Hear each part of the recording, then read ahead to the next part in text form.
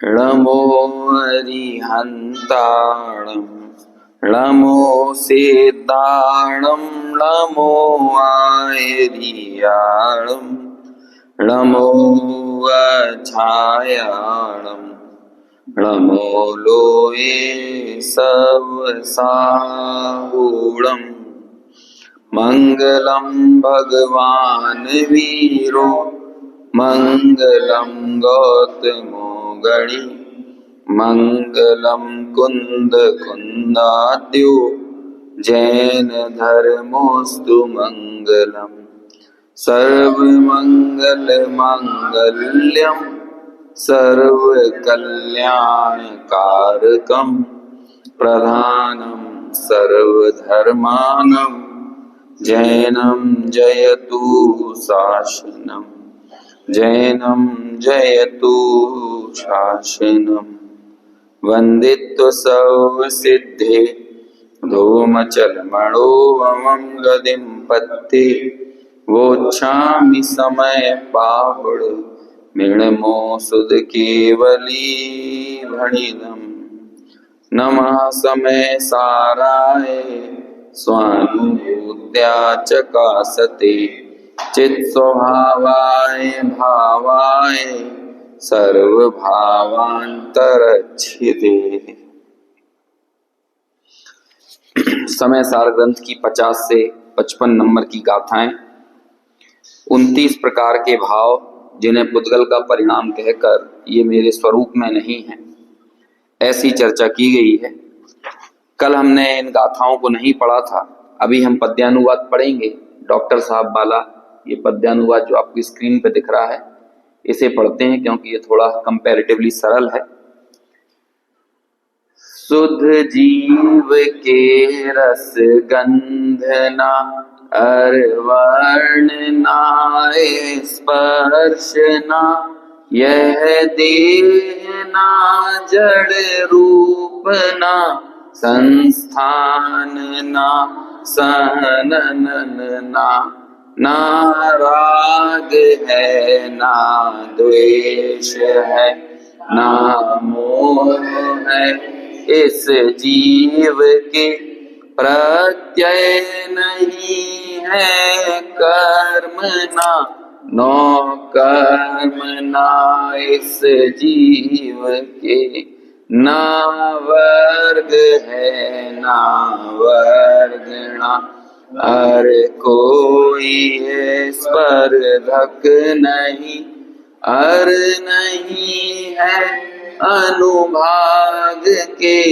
अध्यात्म के स्थान भी योग के स्थान नहीं अरे मार्गणा स्थान न स्थितिवंत नहीं अरे मार्गणा स्थान न स्थिति बंद की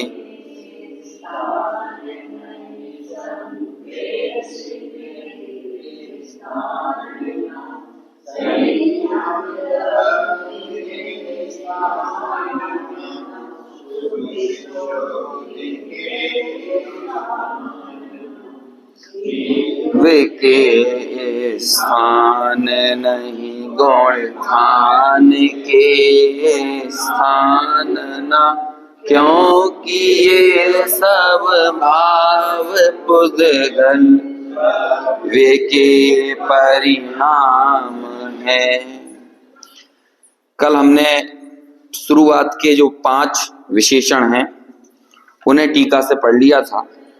चूंकि अपन को 29 विशेषणों तक पहुंचना है तो अपन कोशिश करते हैं कि ज्यादा विषय को विषयांतर ना करके या उदाहरण आदि में ज्यादा ना उलझकर सीधे मूल विषय से ही इस बात को समझते हुए आगे बढ़ें।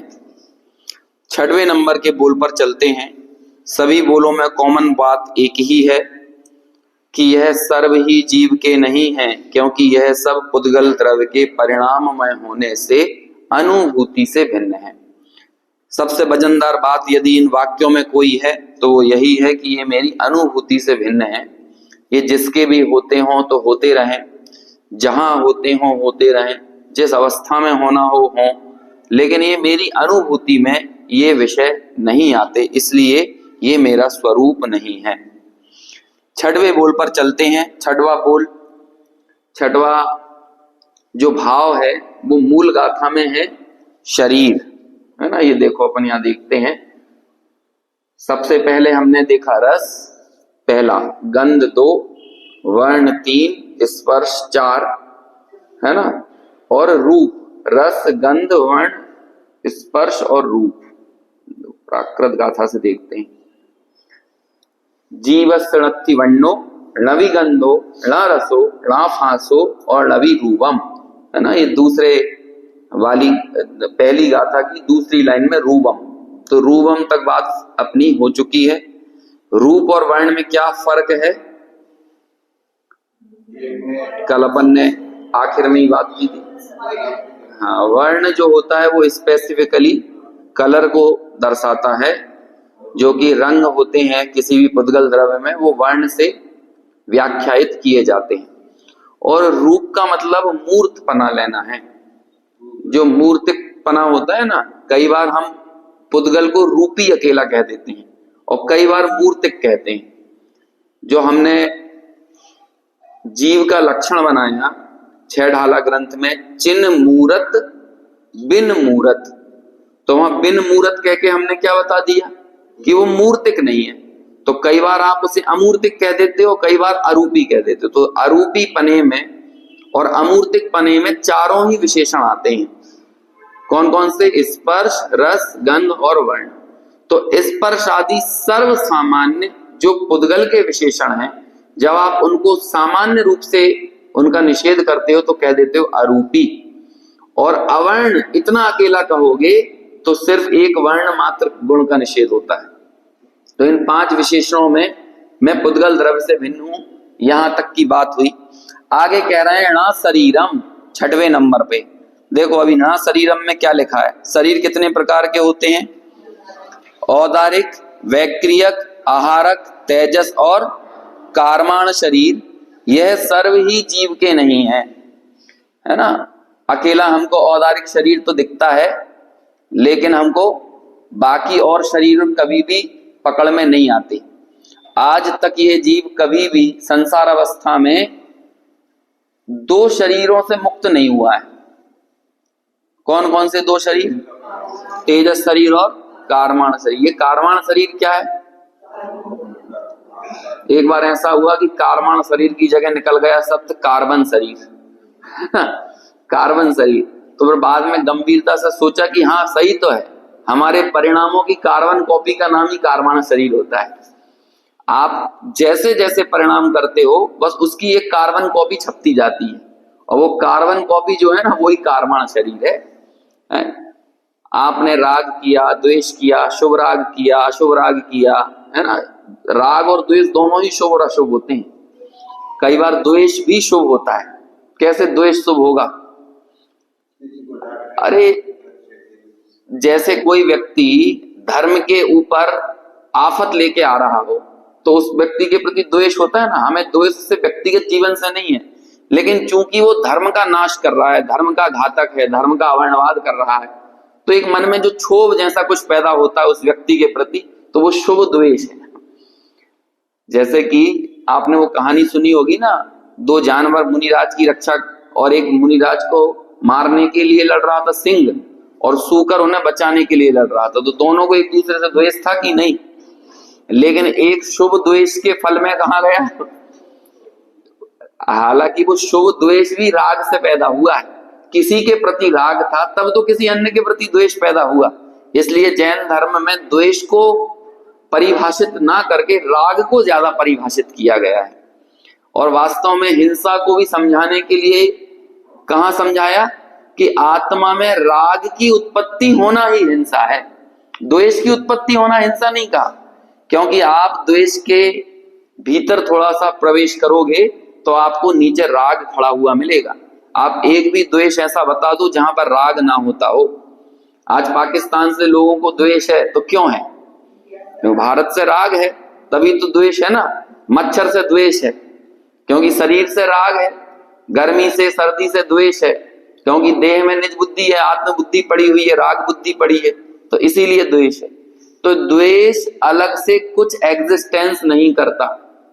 द्वेष राग की ही भूमि पर खड़ा एक समझ लो जीवंत स्वरूप है, जो हमको दुनिया द्वेष को से तो नफरत करती है, मतलब द्वेष का तो प्रतिकार करती है, लेकिन राग का प्रतिकार नहीं करती। इसलिए हमारे भगवान बीत द्वेषी नहीं होते, बल्कि क्या होते हैं, बीत रागी। कि जब आपने बीत रागी कह दिया ना, तो द्वेष तो स्वयं एक चला गया। और होता भी यही है, क्योंकि क्रोध और मान ये द्वेष वाली कसाएं कही जाती हैं, और मायाचारी और लोभ ये राग वाली कसाएं कही जाती हैं। सबसे आखिर में जाती है जो कषाय, वो है लोभ। तो जब लोभ चला जाता है तो ये माना जाता है कि पीछे की कषाएं तो चली ही गई होंगी।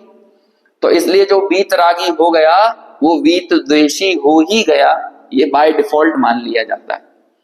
तो आगे जो आपका कर्माण शरीर जो भी हमारा बनता है, वो हमारे इन शुभ और अशुभ परिणामों की ही कार्बन कॉपी है। और उस कर्माण शरीर से ही कर्म वर्गणाएं हैं, कर्माण शरीर, और उस कर्माण वर्गणाओं के निमित्त में ही 9 कर्म वर्गणाएं हमारे जीवन में जुड़ती रहती हैं। तो बाकी के 4 शरीरों की वर्गणाएं कौन सी वर्गणा कहलाती हैं? जिसमें कर्म वर्गणा नहीं हो वो कौन सी वर्गणा? 9 कर्म वर्गणा। तो इन कर्म और 9 कर्म वर्गणाओं का जीव ये निरंतर ग्रहण करता रहता है। कर्म वर्गणा से ही 9 कर्म वर्गणाओं का संबंध है। टोडरमल जी ने इसे समझाया है कि कर्म जो है वो स्वयं कुछ नहीं करता, वो अपने गुर्गे छोड़ देता है। गुर्गे समझते हैं क्या होता है? अरे जो पहले अबू सलेम और ये सब होते थे ना भाई कौन कौन से दाऊद और अबू सलेम, ये खुद जाके थोड़ी कहीं बम विस्फोट करते थे। ये क्या कैसे करते थे? अपने गुर्गे छोड़ दिया करते थे। गुर्गे यानी होता है अपने काम करने वाले, है ना। तो ऐसे ही ये कर्मों के गुर्गे होते हैं 9 कर्म। जैसे कि आप पर ज्ञान का घात होना है, ज्ञानावर्णी कर्म, तो ज्ञानावर्णी कर्म कैसे करेगा घात? वो कोई ना कोई अपनी 9 कर्म वर्गणाओं के जरिए या 9 कर्म के जरिए आपको घात करेगा। तो वो 9 कर्म में क्या हो सकता है कि मान के चलो आपका कान खराब हो जाए, अभी कान से सुनाई देना बंद हो गया, है ना, या आंख से दिखना बंद हो गया, तो आंख के ऊपर किसी भी तरह का आवरण आ गया, ये क्या है? कोई भी हो, दर्शनावर्णी को अपना काम करना है। कैसे करेगा दर्शनावर्णी? कि आपको नींद आ जाएगी, तो अभी नींद आने के लिए फिर दूसरे कई और निमित्त बन जाएंगे, वो सब 9 कर्म कहलाने लगेंगे। आपने ज्यादा खाना खा लिया, खीर खांड खा लिया, तो दाल बाटी खा ली, तो नींद आ रही है। तो ये सब, ये जितनी चीजें उस 9 कर्म में सहायक होती है, वो सब 9 कर्म कहलाने लगती। तो कर्म खुद जाकर काम करने नहीं आएंगे। वो कैसे करते हैं? बोलो। आपको पत्नी संबंधी अनुकूलता होना हो और पत्नी संबंधी प्रतिकूलता होना हो, तो वेदनीय कर्म खुद थोड़ी आता है। अभी वो अनुकूलता और प्रतिकूलता में 9 कर्म को ही कन्वर्ट करा देता है। दुख देने वाली पत्नी अलग होती हो और सुख देने वाली अलग हो, ऐसा थोड़ी होता है। पत्नी तो पत्नी होती है, पत्नी तो 9 कर्म है। लेकिन आपके अंदर यदि साता वेदनीय का उदय हो, तो वही पत्नी अनुकूलता में निमित्त हो जाएगी, और वही पत्नी यदि प्रतिकूलता में कब निमित्त होगी? जब असाता वेदनीय का उदय। तो ये सारे कर्म अपने 9 कर्मों के साथ काम करते हैं। टोडरमल जी ने इसकी बहुत चर्चा की है मोक्ष मार्ग प्रकाशक में। तो ये कर्माण शरीर जो होता है ये कर्म है, और बाकी के 4 शरीर ये क्या होते हैं? 9 कर्म। लेकिन ये 9 कर्मों की रचना कैसे होती है? ये कर्माण शरीर से ही हो रही है। कर्माण शरीर का ही इनमें निमित्त नैमित्तिक संबंध ऐसा जाता है। तो कहते हैं ना तो कर्माण शरीर तुम्हारा स्वरूप है, और ना औदारिक वैक्रियक आहारक और तेजस शरीर हमारा स्वरूप है, बल्कि मैं तो इन सब से भिन्न हूं। क्यों भिन्न हूं? क्योंकि अनुभूति में जब भी मैं अपने स्वरूप को संचेतन करता हूं, तो ये मेरी अनुभूति में नहीं आते। अनुभूति में भिन्न होने से ये शरीर मुझ में नहीं है। आगे चलते हैं। 6वें नंबर का हो गया शरीर। 7वां कौन सा है? जब शरीर नहीं, देखो क्रम से आगे बढ़ रहे हैं। जब शरीर होगा तो ही संस्थान होगा, जब शरीर होगा तो ही सहनन होगा। अब संस्थान कितने प्रकार के होते हैं नीचे पढ़ते हैं अपन। समचतुरस्त्र, न्यग्रोध परिमंडल, मिल गया। छठवां नंबर, छठा नहीं सातवां, समचतुरस्त्र, न्यग्रोध परिमंडल, स्वाति, कुब्जक, वामन और हुंडक संस्थान। ये संस्थान मतलब क्या होता है? आपके शरीर को एक आकार देना। तो ये सब संस्थान का काम होता है। तो सबसे अच्छा संस्थान यदि किसी का माना जाता है तो वो कौन सा है? समचतुरस्त्र।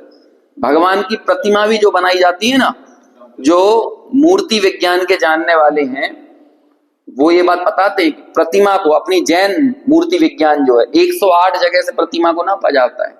108 जगह, 108 जगह से यदि उसमें एक पॉइंट का, एक इंच का, एक इंच तो छोड़ो, 1 mm का भी अंतर आए तो फिर वो प्रतिमा उचित नहीं मानी जाती। जैसे कि ये कान जितने इंच का है, ये कान भी उतना ही होना चाहिए। 1 इंच का भी ऊपर नीचे हो गया तो समचतुरस्त्र नहीं कहलाएगा। ये कंधा यहाँ से यहाँ तक जितना है वो यहाँ से यहाँ तक भी उतना ही होगा। ऐसे ही सब चीजें, ये बाहु यहाँ से यहाँ तक जितनी है वो ये भी इतनी होना चाहिए। ऐसे 108 स्थान पर उंगलियां नापी जाती हैं कि क्रम से कई लोगों की उंगलियां ऐसी होती हैं, खासतौर से हाथ की तो नहीं, मैंने पैर की देखी है, कि दूसरी तीसरी उंगली तो छोटी होती है, चौथी पांचवी बड़ी निकल जाती है। तो ऐसा भगवान के साथ नहीं होगा, वो क्रम ही होता है पूरा। अंगूठा सबसे बड़ा होगा, फिर दूसरी उंगली छोटी, फिर तीसरी, और उन उंगलियों के बीच में कितने कितने इंच का अंतर होना चाहिए उतना फिक्स है। कितना मतलब जिस अनुपात में वो छोटी होंगी उतनी अनुपात में छोटी होती है। अब 500 धनुष की काया हो तो उस अनुपात में छोटी होंगी, है ना, 7 हाथ की हो तो उस अनुपात में छोटी होती है। तो वैसी ही प्रतिमा बनाई जाती है। ऐसे एक एक घुटना कहाँ होना चाहिए, है ना, टखना कहाँ होना चाहिए, दोनों टखनों की चौड़ाई कितनी होना चाहिए, ऐसे 108 स्थान पर प्रतिमा को नापकर फिर प्रतिमा बनती। ऐसा शरीर होता है। हम और आपका भी ऑलमोस्ट समचतुरस्थ है। ऑलमोस्ट में इसलिए कह रहा हूं, ये पंचम काल में कुछ भी चीज ऊपर नीचे निकल आती है ना। किसी की एक टांग थोड़ी सी बड़ी हो जाती है, किसी की एक छोटी रह जाती है, किसी का एक हाथ जरा सा बड़ा हो जाता है। भगवान का ऐसा नहीं होता, वो 100% समचतुरस्त्र होता है। फिर और भी ऐसे ही न्यग्रोध परिमंडल है। न्यग्रोध परिमंडल बरगद की तरह होता है। अभी नीचे से पूरी बॉडी तो छोटी है, ऊपर से फैल गई। हालांकि अपन लोगों में ये नहीं होता, पेड़ पौधों में ज्यादा देखा जाता है, जानवरों में देखा जाता है। फिर भी कई लोग वो जिम विम कर लेते हैं ना, तो ऊपर से न्यग्रोध परिमंडल जैसे हो जाते हैं, तो ऊपर से तो फैल गए और नीचे का हिस्सा पूरा पतला रह जाता है। खैर, वो न्यग्रोध परिमंडल है। ऐसे स्वाति है, वामन है, ठिगने, बहुत ज्यादा ठिगनापन हो, कुब्जक हो, पीछे को कुबड़ निकल आए तो ये कुब्जक संस्थान है। ये सभी संस्थान स्वरूप में नहीं है, ये काय में है, ये पुद्गल के परिणाम है, ये सब शरीर में है। इसलिए संस्थान मेरा स्वरूप नहीं है। अब आपको ये 6 संस्थानों की डिटेल पढ़ना हो तो क्या नाम है उसका, गौमठ सार कर्मकांड है ना, वहां पढ़ सकते हैं आप। अगला चलते हैं, सहनन, वज्र वृषभ नाराज सहनन, वज्र नाराज सहनन, नाराज सहनन, अर्ध नाराज कीलिक और असम प्राप्त श्रपटिका सहनन है। वह सर्व ही जीव का नहीं है, क्योंकि सहनन भी कहाँ होते हैं, ये भी पुद्गल में, शरीर में होते हैं ना। अरे जब शरीर ही मेरा नहीं तो फिर ये सहनन मेरा कैसे हो सकता है? नारकियों का कौन सा सहनन होता है? कौन सा सहनन है? अरे नारकियों को वज्र वृषभ नाराज सहनन हो, नारकियों का कोई सहनन नहीं होता है, क्योंकि सहनन सिर्फ औदारिक शरीर में होता है। वैक्रियक शरीर में कोई, देवों का कोई सहनन नहीं होता।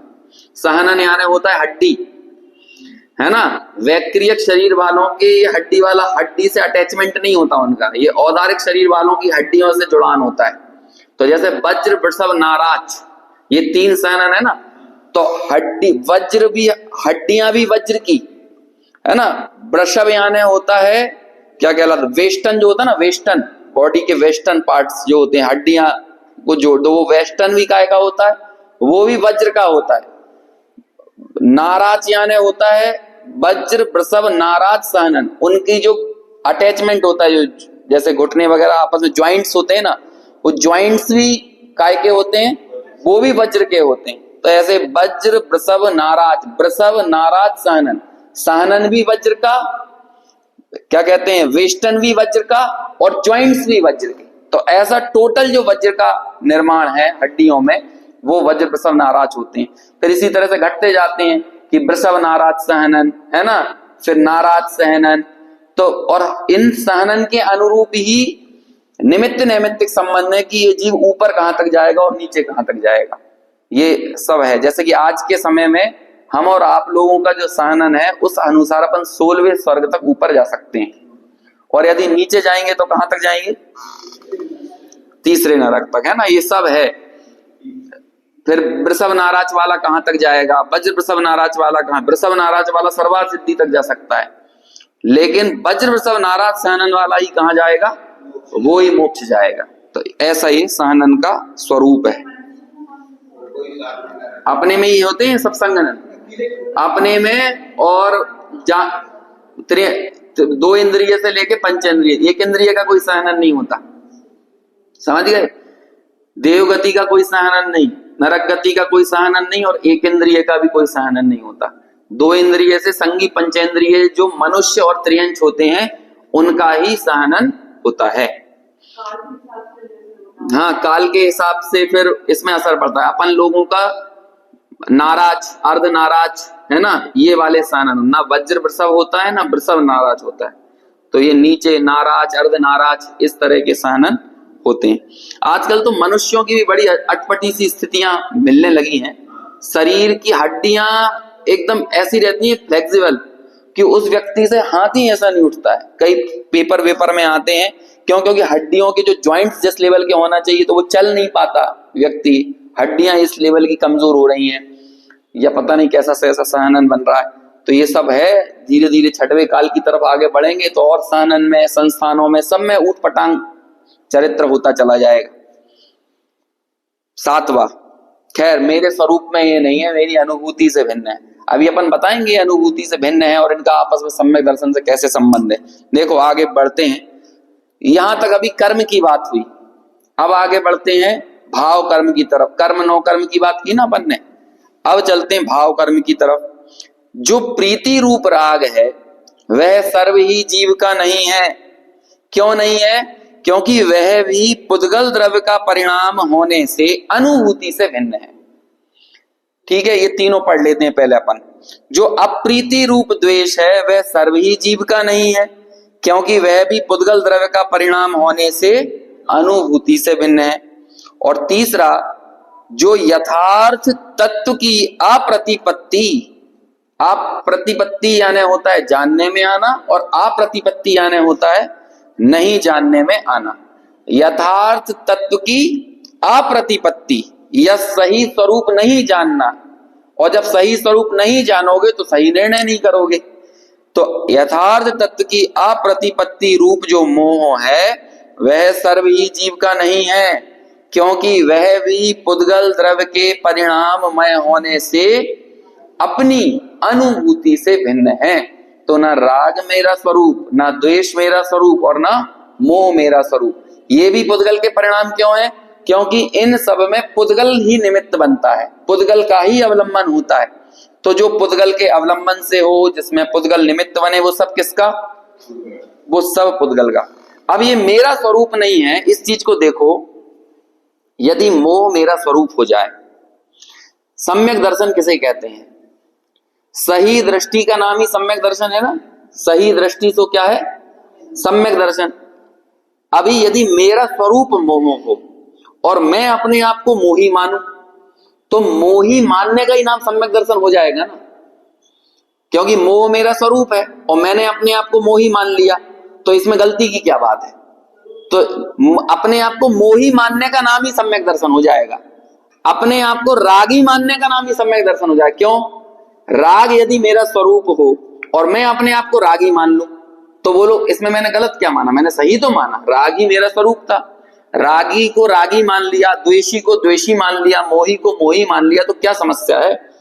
मेरा शरीर यदि मेरा स्वरूप हो और मैं अपने आप को शरीर वाला मान लूं, तो ये तो सही श्रद्धान हुआ, ये मिथ्या श्रद्धान थोड़ी हुआ। तो बोलो शरीर वाला मानने का नाम सम्यक दर्शन हो जाएगा कि नहीं? तो जैसे शरीर वाला मानना ये मिथ्या दर्शन है, ऐसे ही तो अपने आप को मोही मानने का नाम मिथ्या दर्शन है। तो मिथ्या दर्शन क्यों है? क्योंकि तुम्हारा जो स्वरूप नहीं था तुमने वैसा माना। कषाय यदि मेरा स्वरूप हो जाए और मैं अपने आप को कषाई मान लूं, तो क्या मिथ्या दर्शन थोड़ी है? अपने आप को कषाई मानने का नाम ही सम्यक दर्शन होगा। लेकिन सम्यक दर्शन किसका नाम है? अपने आप को इन सब द्रव्य कर्म, नौ कर्म और भाव कर्म से रहित जो शुद्ध ज्ञान स्वरूप है, जो उपयोग, जो मेरा लक्षण है, उस रूप अपनी अनुभूति का नाम सम्यक दर्शन है। तो इसका मतलब क्या हुआ? ये सब मेरा स्वरूप नहीं है। बस इतनी सिंपल सी तो बात है। यदि ये स्वरूप हो जाए तो मैं ऐसा मानूंगा। अब क्योंकि स्वरूप नहीं है और मैं फिर भी ऐसा मानता हूं, इसलिए मेरा मिथ्यात्व निरंतर बढ़ रहा है। इसे ही बोलते हैं अप्रतिपत्ति। जैसा स्वरूप हो वैसा नहीं मानने का ही नाम क्या है? अप्रतिपत्ति। सही प्रतिपत्ति नहीं होने पर सही इन्वेस्टमेंट नहीं होता। समझ में आया कि नहीं?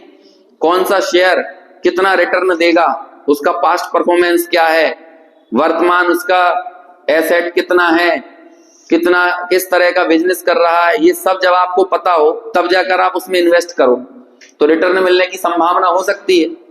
लेकिन उसकी प्रतिपत्ति सही नहीं हो, पता चल रहा है वो कंपनी तो बहुत घाटे में जा रही है और आपने उसकी सही जानकारी नहीं जुटाई और इन्वेस्टमेंट कर दिया, तो क्या हो जाएगा? घाटे में ही जाओगे ना। ये दो शब्द आते हैं, प्रतिपत्ति और अभिनिवेश। अभिनिवेश के ऊपर लिखा हुआ है, लिखा है श्रद्धानम विपरीताभिनिवेशम। ये क्या होता है? विपरीत अभिनिवेश मतलब क्या हुआ? सरल शब्दों में रॉन्ग इन्वेस्टमेंट हो गए ना। श्रद्धानम विपरीतानम, विपरीताभिनिवेश, श्रद्धानम विपरीताभिनिवेश, विविक्तम आत्मस्वरूपम तत्। ये विविक्तम आत्मस्वरूपम क्या होता है? नीचे देखो उसका अर्थ भी लिखा हुआ है। मेरा बस चलता तो मैं इसको पूरे में गुदवा देता गाथाएं और सूत्र, ताकि सीधे वहीं पीछे आगे मुंडी करो और देख लो सूत्र गाथाएं। देखो क्या लिखा है? विपरीत श्रद्धान, विपरीत अभिनिवेश, मतलब विपरीत अभिनिवेश और काय में हुआ है? अन्य को अन्य रूप मानना, यही है ना विपरीत अभिनिवेश। और ये विपरीत अभिनिवेश व्यक्ति क्यों करता है? रॉन्ग इन्वेस्टमेंट क्यों करता है? जब प्रतिपत्ति सही नहीं करता। समझ में आया? और प्रतिपत्ति क्या होगी? प्रतिपत्ति बोल रहा हूं मैं, चाय पत्ती याद मत करना प्रतिपत्ति है ना, ये सब शास्त्रीय शब्द हैं। आचार्य कुंद से प्रश्न किया प्रवचन सार की 85 नंबर की गाथा में कि मोह किसे कहते हैं, हमें ये समझाओ। मोह का लक्षण क्या है, ऐसा पूछा 85 नंबर की गाथा में। पर आचार्य ने उत्तर दिया प्रवचन सार में। सबसे पहले उन्होंने यही लिखा, तत्व की अप्रतिपत्ति, ये सबसे पहला लक्षण है। क्या है पहला लक्षण? तत्व की अप्रतिपत्ति। और दूसरा लक्षण तो बहुत खतरनाक है, मतलब खतरनाक इस मायने में कि लोग उसको धर्म मानते हैं। और आचार्य ने उसको क्या कहा है? उसे कहा है मोह का लक्षण। तो दूसरा मोह का लक्षण है मनुष्यों और त्रियंचों पर आने वाला करुणा भाव ये क्या है? ये मोह का लक्षण है। अभी ये सुन के लोगों को झटका लगता है कि मनुष्य और करुणा भाव तो क्या होना चाहिए? ये तो धर्म होना चाहिए। लेकिन कहते हैं देखो, हम मनुष्य और त्रियंचों पे जो करुणा करते हैं वो कैसी करुणा करते हैं? हम पहले तो सामने वालों को संयोगों से के अभाव में दुखी मानते हैं कि किसी के पास रुपया नहीं है, पैसा नहीं है, ओढ़ने बिछाने को नहीं है, तो हमने उसे क्या मान लिया? इससे वो दुखी है। वो दुखी इससे नहीं है, हमें संयोग सुख दुख का कारण लग रहा है। और संयोगों को जुटा देना या संयोगों को हटा देना, इससे ही हमें लगेगा सामने वाला सुखी हो जाएगा। तो ये संयोग को सुख दुख का कारण मानना, ये भी मोह का चिन्ह है।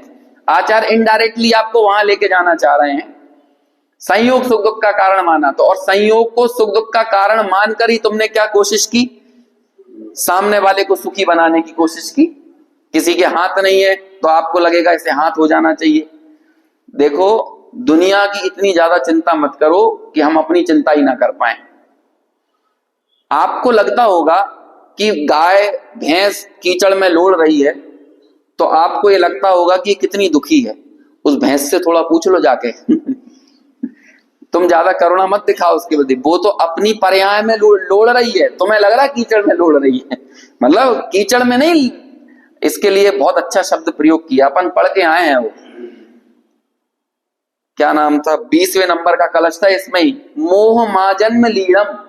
ये शब्द ये पढ़ा था ना अपन ने कि हे जगत के जीवों आजन्म के इस मोह को छोड़ दो। क्या तो वहां उसका अनुवाद तो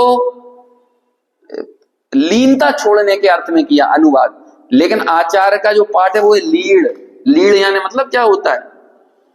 लीड़ यानी होता है लौटना, मजे करना। जैसे बिल्कुल सुअर बिष्टा में लौटता है ना, भैंसे कीचड़ में लौटती हैं, ऐसे ही जगत के जीवों को आचार्य बोलते हैं तुम मोह में क्यों लौट रहे हो। हमें लगता है अपन कंबल ओढ़ के सो रहे हैं, अपन मोह ओढ़ के सोते हैं डेली, क्योंकि कंबल का आनंद तभी ले पाओगे जब पहले मोह का आनंद लूट रहे हो, है ना। तो हर व्यक्ति आचार्य को नहीं दिखता है कि व्यक्ति सोफा गद्दों पे डला हुआ है कि कंबल में डला है, आचार्य को ये नहीं दिखता। आचार्य को लगता है सब मोह में डले हुए हैं। और जैसे वो भैंस है, जैसे वो कुत्ता है नाली में लोड़ रहा है, ऐसे ही आचार्य लगता है ये सारे जगत के जीव मोह में लोड़ रहे हैं। तो कहते हैं कि आजन्म के इस मोह को हे जगत जन तुम छोड़ दो। तब जाकर वो एक कलश लिखा, ये लीड़ना बंद करो। अपने यहाँ एक शब्द चलता है हीड़ना है, बच्चे लोग हीड़ते मतलब कि पापा मम्मी नहीं है तो बच्चे, यदि मम्मी पापा कहीं चले जाएं, पापा चले जाते हैं ऑफिस, तो एक एक दो साल के बच्चे पापा के लिए हीड़ते हैं। इतना भयंकर हीड़ते हैं कि बुखार आ जाता है उन बच्चों को। कई बार वो हीड़ नहीं रहे, वो लीड़ रहे हैं, वो अपने उस मोह में लोड़ रहे हैं। और ऐसा ये मोह में लोड़ना, मोह में हीड़ना, ये अपना जिंदगी भर चलता रहता है। तो ऐसे ही कह रहे हैं कि तुम्हें तो दिख रहा है ये जगत, जरा उस मच्छर से पूछ लो कि उस मच्छर को क्या मजा आ रहा है उसकी पर्याय में। वो भी अपनी पर्याय में ही लीड़ रहा है और पर्याय के लिए हीड़ रहा है। हमें लगता है अरे इस मच्छर को सुखी बना दें, इस कुत्ते को सुखी बना दें। वो कुत्ता से भी पूछ लो, कुत्ते को तो लग रहा है कि तुम दुखी हो, है? कुत्ता ये सोच रहा होगा। यदि कुत्ते से पूछो तो कुत्ता तो ये बोलेगा ना कि तुम दुखी हो। देखो सिंपल सी बात है, 50 कुत्ते खड़े हो तो एक आदमी निकल के बता दे, और 50 आदमी खड़े हो तो एक कुत्ता निकल जाता है। तो कुत्ता को ये लगेगा नहीं कि देखो कि एक आदमी कितना परेशान और दुखी है कि हम जब 50 खड़े हो जाते हैं तो ये निकल नहीं पाता है, और ये 50 खड़े होते हैं तो मैं चुपचाप से निकल जाता हूँ। तो वो तो तुम्हें दुखी मान रहा है और अपन उन्हें दुखी मान रहे हैं। और जगत का ये जी बस यही है, किसी पर्टिकुलर संयोग को कि इसके पास ये संयोग नहीं है और इसके पास ये संयोग होना चाहिए। आपको लगता होगा कि रिक्शे वाले दुखी हैं, ये ऑटो वाले ये दुखी है, मजदूर दुखी। जरा उन मजदूरों से पूछ लो, वो तो बढ़िया दिन भर काम धंधा करता है, शाम को 50 का पौआ अड़ा कर सोता है मजे से, और फिर उसे लगता है कि ये अट्टालिकाओं में रहने वाले लोग क्या जाने सुख क्या होता है। वो ऐसा बोलते हैं वो तो जब उसे अड़ा के सोता है तो उसे लगता है हम ही सुखी हैं, और ये फालतू में लगे हुए हैं कि इसको चाय पिलवा दें, इसको खाना खिलवा दें, इसको ये करवा दें। तो मुझे कुछ भी कर दो, वो अपने स्वरूप से बाहर नहीं आएगा, और उसने अपने स्वरूप मान रखा है अपनी पर्याय को। और ऐसे ही हर व्यक्ति ने अपनी अपनी पर्याय को सुख मान रखा है। तब जाकर आचार्य ये कहते हैं कि भैया ये मनुष्यों त्रियंचों पर जो तुम्हें करुणा आ रही है ना, संयोगों का अभाव और सद्भाव देख के, और करुणा ही क्रूरता है। करुणा करना क्रूरता। करुणा की गहराई में जाओ, क्योंकि करुणा करके हम एक अहंकार का आनंद लूटते हैं। हमें ये लगता है कि पूरी दुनिया गरीब बनी रहे और हम इन गरीबों की मदद करके किसी अहंकार के शिखर पर चढ़ जाएं। तो आप ये चाहते हो कि सामने वाला व्यक्ति जो है वो नीचे ही बना रहे, वो निचले ही स्तर पर रहे। आजकल शहर वाले लोगों को, जब हमारी मम्मी घर से गांव से आती हैं तो उन्हें इस बात की बड़ा तनाव हो जाता है कि यहाँ जानवर ही नहीं दिखते, चाटा किसको खिलाएं। चाटा समझते हो, वो जो बचा हुआ रहता है। अभी उसे अरे अब इसमें क्या करें, मतलब हम चाहते हैं कि जानवर, दुखी, बुज़दिल, है ना, क्या कहते हैं, दरिद्र, ये सब लोग हमारे अगल बगल में रहें ताकि हम मदद करके अपने अहंकार का पोषण करते रहें।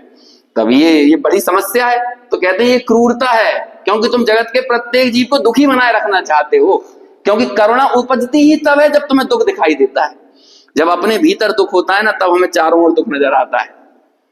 और जब तुम अपने भीतर सुख स्वरूप को देख लेते हो तो पूरा जगत तुम्हें भगवान दिखाई देने लगता है, और तुम्हें बस एक ही चीज समझ में आती है। यदि फिर तुम्हारा वात्सल्य भी पैदा होगा तो इस बात के लिए पैदा होगा कि ये जगत के जीव अपनी पर्याय मूर्ता को छोड़ दें, किसी संयोग को जुटा लें या किसी संयोग को हटा दें, इस चक्कर में ना उलझें, पर्याय मूर्ता को छोड़ दें, पर्याय में लौटना बंद कर दें। हर व्यक्ति पर्याय में लौट रहा है। आचार्य को हर व्यक्ति महलों में नहीं दिखाई देता, हर व्यक्ति अपने मोह में दिखाई देता है। उन्हें लगता है कि देखो बिल्कुल ठीक वैसा ही दिखता है। जब आप जरूरत से ज्यादा ऊपर उठ जाते हो ना, तो बाकी सब चीजें नगण्य हो जाती हैं, नहीं जैसी हो जाती हैं। आप बैठिए हवाई जहाज में राजा भोज एयरपोर्ट से, नीचे बैठ के तुम्हें दिख रहा था मेरा 5000 स्क्वायर फीट का घर, नीचे बैठ के तुम्हें दिख रहा था मेरा इतना बड़ा खेत, मेरी इतनी जमीन। जरा ऊपर उठते चले जाओ, और जब इतने ऊपर उठ जाओगे तो नीचे सब नगण्य हो जाता है। ऐसे ही जब हम अपने मोह से बहुत ऊपर उठ जाते हैं ना, तो ये सब चीजें बड़ी नगण्य हो जाती हैं। द्रव्य कर्म, भाव कर्म, नौ कर्म कुछ नहीं दिखाई देता, सिर्फ मैं दिखाई देता हूं, स्वरूप दिखाई देता है। और जब वो मैं नहीं दिखाई देता, अब वो पूरी दुनिया कैसी हो गई है, अब वो पूरी विश्व का सामान्यीकरण हो गया है। ऐसे ही आचार्य को अज्ञान का सामान्यीकरण हो जाता है। कैसे? पूरी दुनिया के पास ये नौ कर्म नहीं है, पूरी दुनिया के पास सिर्फ और सिर्फ अज्ञान है, पूरी दुनिया के पास सिर्फ और सिर्फ मोह है। तो अब बोलो आसमान में जाके आपको क्या लगेगा? अब आप एक शब्द में व्याख्या करो नीचे के लोगों की। अब आपको नीचे लगेगा ये ऊंचे मकान में है, ये नीचे मकान में है ना, ये खेत में है, ये सड़क पर है, ये रिक्शे में, ये ऑटो में, ये BMW में, ये मर्सिडीज में। ऊपर जाके क्या लगता है? सब जमीन पे है। ऐसे ही जब आप स्वरूप के आसमान में पहुंच जाते हो तो हर व्यक्ति आपको मोह की जमीन पे खड़ा हुआ दिखाई देता है। और बस फिर क्या कहते हैं सब लोग? काय में लौट रहे हैं? मोह में लौट रहे हैं। आचार्य कहते हैं उठो, उठो इससे ऊपर। तब फिर वो नौ कर्म दिखाई नहीं देता, अब सिर्फ और सिर्फ मोह दिखाई देता है। मोह मोह मोह। तब आचार्य कहेंगे आ जन्म के इस मोह को ये जगत जन तुम छोड़ दो। और क्या कितनी बहुत बढ़िया कलश है, वो पुराने कलशों को थोड़ा पढ़ते रहा करिए बीच बीच में। है रसयतु रसिका नाम, रसिक जनों को जो रुचि प्रदान करता है, आनंद प्रदान करता है। तो आचार्य ने ज्ञानियों के लिए शब्द दिया, उनके लिए रसिक कहा। वो है असली रसिया। असली रसिया वो है जहां से रस आना बंद ना हो और तुम उसका रस लेते चले जाओ, वो है रसिया। ये क्या रस ले रहे हैं? एक जूस पी लिया, एक आइसक्रीम खा ली, और 2-5 मिनट बाद बोलते हैं अरे अब मत लाना, अब मत लाना। तुम काय के रसिया हैं? अरे गाने के रसिया हैं हम, संगीत के रसिया हैं, साहित्य के रसिया हैं। तो मैं 4-6 बार गाना सुना देंगे, बोले अरे अब मत सुनाओ, दिमाग खराब होने लगा है। तुम काय के रसिया हो? चाहे लता मंगेशकर को सुनो, चाहे किशोर कुमार को सुनो, किसी को ये लिमिट के बाद नहीं सुन सकते ना। असली रसिया कौन है? समझ में आया? सिद्ध भगवान है असली रसिया। रसियतु रसिका नाम है, रोचनते, जिसका रस लेते लेते वे अघाते नहीं है। तो वो आचार्य कहते हैं इस रस को चखो। और त्यजतु जगदिदानीम मोह मा जन्म लीनम, हे जगत के जीवों इस मोह को छोड़ दो। समझ में आया? अभी पता नहीं बताया ना, अप्रतिपत्ति यानी ना समझी, अज्ञान। तत्व के संबंध में अप्रतिपत्ति यानी तत्व का सही स्वरूप नहीं समझना ही अप्रतिपत्ति है। तो wrong knowledge is equal to wrong investment. विपरीत निवेश होता ही तब है जब तत्व की अप्रतिपत्ति होती है। और तत्व मतलब क्या होता है? जो वस्तु जैसी है, जो उसका भाव है, वही क्या है? वही तत्व। और जब आपने इस बात को नहीं जाना, तत्व की प्रतिपत्ति को नहीं समझा, मैं तो ऐसे जनरल बोल देता हूँ, किसी को किशोर कुमार, लता मंगेशकर पसंद हो तो मैं कुछ नहीं कर सकता उसमें। सबके अपने अपने वो होते हैं इंटरेस्ट, उसमें कोई बड़ी बात नहीं है, लेकिन हमें उन इंटरेस्ट की सच्चाई को ही तो समझना है। ऐसा थोड़ी ही मैं भी अपने जीवन में अलग अलग, मेरी बचपन की वो स्लैम बुक भरते थे ना, अभी वो 10th क्लास में जो स्लैम बुक भरी, फिर ग्रेजुएशन में भरी, अब वो स्लैम बुक को पढ़ते हैं तो फिर आश्चर्य होता है, बताओ मैं क्या क्या पसंद करता था, क्या पसंद करता था। तो हमें जो हमारा जो नॉलेज का दायरा होता है, हमारी पसंद के दायरे भी वही होते हैं। जब आपका नॉलेज का स्तर बढ़ जाता है तब आपको लगता है कि सोचो क्या किन चीजों के लिए मैं बेचैन हुआ करता था। बाद में यही तो समझ में आता है ना। अभी अपनी रखी अपन लोगों ने भरी थी ना ग्रेजुएशन में, तो सब लोगों को लगा स्लैम बुक, अपने दोस्तों से स्लैम बुक भरवा ली अपनी। अब वो स्लैम बुक में भरी हुई चीजों को जब पढ़ो तो आश्चर्य होता है कि बताओ कि क्या पसंद करता था। जितना दिमाग है उतना ही, उस हिसाब से ही कह रहे हैं कि। और फिर आज जब वो चीजें देखते हैं तो कहते हैं बताओ किस चीज को पसंद किया था मैंने। मतलब वो लौकिक स्तर पर भी पसंद करने लायक नहीं थी, पारलौकिक स्तर पर तो छोड़ ही दो, लौकिक स्तर पर भी पसंद करने लायक नहीं थी, वो चीजें पसंद की हमने। खैर ये तो सब ठीक है, अपने अपने दौर का एक सच होता है ना। और जब हम उस दौर के सच से आगे बढ़ जाते हैं और जब हमें पारमार्थिक सच नजर आता है तो सब असत नजर आता है। देखो आगे पढ़ते हैं, समझ में आ गया? यदि मोह मेरा स्वरूप हो जाए तो मैं अपने आप को मोही मानना ही सम्यक दर्शन हो जाएगा। चूंकि मोह मेरा स्वरूप नहीं है इसलिए मैं अपने आप को मोही मानता हूं, तो वो मिथ्या दर्शन है। अब आगे देखिए कितने कौन कौन सा है आगे। नो कम्मम चावी सिणत्ति जीव सिणत्ति रागोण अभिदोषोण एवं विद्यते मोह नो पच्चयाण कम्मम, है ना, यहां भी देखते जाना। अब आ रहा है प्रत्यय। ये प्रत्यय क्या होता है? 5 प्रकार के प्रत्यय होते हैं, कहीं कहीं 5 भी लिखते हैं आश्रव के प्रत्यय, कहीं 5 हैं और कहीं 4 हैं। कुंद कुंदाचार की परंपरा तक, कुंद कुंदाचार तक 4 प्रत्यय होते थे। प्रत्यय मतलब कारण, संसार के कारण। और तत्वार्थ सूत्र की परंपरा के बाद 5 प्रत्यय कहे जाने लगे। मिथ्यात्व, अविरति, प्रमाद, कषाय और योग, यही 5 है ना संसार के कारण। अब देखना इनकी क्रोनोलॉजी समझना। आप लोगों से मैं पूछूं कि 29 के नाम बताओ, तो आप यदि इस क्रोनोलॉजी को अलग अलग करके बोलोगे, अलग क्रम में बोलोगे ना, तो वो बात नहीं रहेगी। आप देखिए एक चीज अगली चीज से जुड़ रही है। जैसे आप संस्थान और सानन पहले बोल दो और शरीर बाद में बोलो, तो क्या समस्या है? शरीर पहले आएगा, क्योंकि शरीर नहीं होगा तो संस्थान और वो कैसे हो सकते हैं। ऐसे ही मोह राग देश नहीं हो तो प्रत्यय खड़े नहीं होते। तो मूल प्रत्यय तो क्या होगा? मोह और राग देश। फिर मोह और राग देश का ही विस्तार 5 प्रत्ययों में नजर आता है। अब इन 5 प्रत्ययों के बाद फिर बनते हैं योग स्थान, अनुभाग स्थान, है ना। अभी आगे आएगा वो क्रम में कि वो यही 5 जब बंध के कारण होंगे तो फिर योग होगा, फिर अनुभाग होगा, और फिर आगे चलकर अध्यात्म स्थान तक हम पहुंचेंगे। तो कौन कौन से 4 प्रत्यय यहां पर लिख रहे हैं, पढ़िए। देखिए 11वें नंबर के बाद मिथ्यात्व, अविरति, कषाय और योग जिसके लक्षण है, ऐसे जो प्रत्यय यानी आश्रव, वे आश्रव क्यों? क्योंकि संसार का मूल कारण आश्रव ही है ना। आश्रव नहीं हो तो बंध कैसे हो? ऐसे जो प्रत्यय आश्रव वे सर्व ही जीव के नहीं हैं, क्योंकि वह पुद्गल द्रव्य के परिणाममय होने से अपनी अनुभूति से भिन्न है ना। ये भी आश्रव भी, मैं अपने स्वरूप का संचेतन करता हूं तो मुझे अपने भीतर आश्रव भी नजर नहीं आता, इसलिए आश्रव भी मेरा स्वरूप नहीं है। कितने हो गए? 12 बोल सकते हैं अपन यथा योग्य क्रम में। पहले तो बहुत आसान है, आप तो 4 पुद्गल के जो गुण है वो बोल दो। आप स्पर्श रस गंध वर्ण ऐसा बोल दो। यहां पर थोड़ा सा क्रम अलग है, वर्ण गंध रस और स्पर्श है, लेकिन स्पर्श रस गंध वर्ण 5वां रूप, 5वां रूप है ना, शब्द नहीं है अभी यहाँ पे, 5वां है रूप, 6वां शरीर और शरीर से जुड़े हुए संस्थान और साहनन। तो कितने हो गए आज? 8 हो गए। 9वां कौन सा है?